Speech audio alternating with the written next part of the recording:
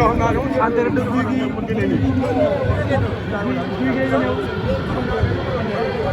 Gouye gi ñu dugg si ànd ak waa Guédiawaye Gouye gi noonu ngeen di seet cubukaay baa noonu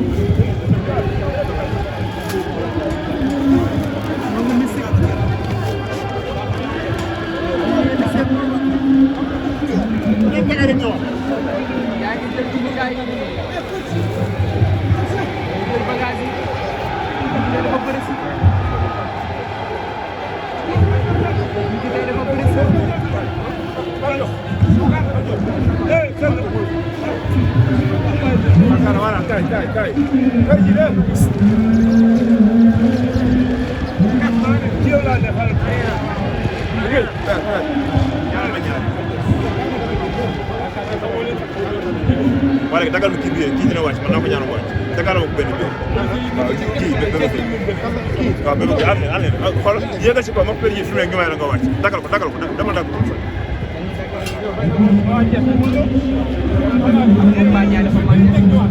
waaw wóole ñu jëm ay wax ay jili na ko ba toog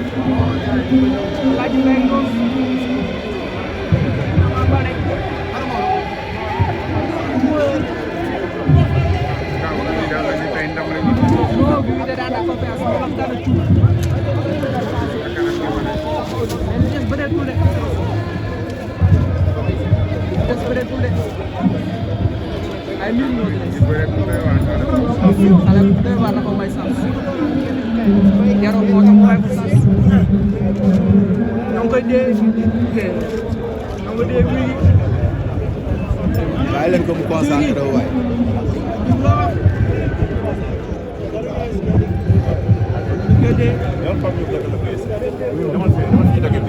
yor na ñaari bal teg si.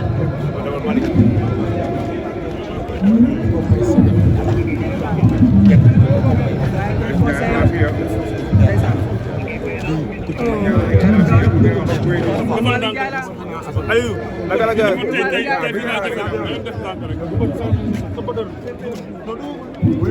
président waxtaan mo na bëgg tëkkat du ko ne ndeysaan loo conseil loo wax Gouye gi lan nga ko Malick waaw Gouye gi man sama avance la quoi dëgg la Gouye gi waaw Gouye gi ni nga ko gisee ne avant moo doon bër avant moo doon dara ñoo doon ànd yéen a ànd ndeysaan ndax Pikine la nekkoon ndeysaan maa ngi moom dund nañ lu ne dëgg la mu ngi nii dëgg la comme rempart yow waaw tey borom baax la quoi borom xol bu rafet la lan nga ko wax léegi mais lan laa ko wax dama ko conseillé rek waaw nee naa ko Ada Fass mu ne ma ma ne ko bu ko may wet voilà nee naa ko taxal bu ko may wet dëgg la voilà loolu rek laa conseillé daa mën a bëri voilà moo tax ma ne ko Ada Fass mu ne ma ne ko say moo tax nee na ko bu ko may wet ndax xam naa li ma ko wax bërekat la gis nga ni bu ko mayee wet lamb ji mën na fa yem non ay erreur am laa ko doon wax